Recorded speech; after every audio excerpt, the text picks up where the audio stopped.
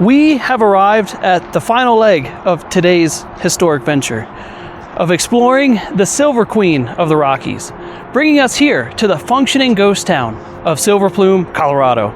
Sitting at just over 9,100 feet above sea level, these gravel roads we're standing on right now are built on history, with the locals wanting to preserve its rich past, which you really can't escape from because these mountainsides basically have you literally surrounded by it, which are full of echoes of the past boom and bust mines scattering throughout all the cliff sides around us.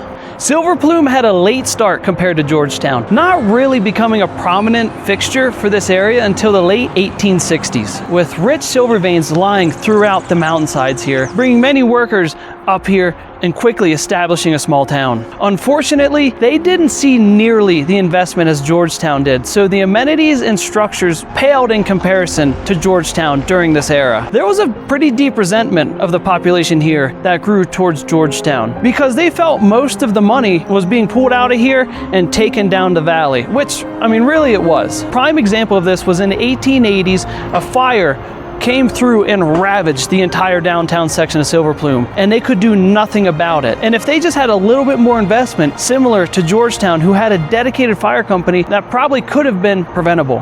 Today, locals are trying to keep this town going by remodeling some of the original buildings and giving them a new life.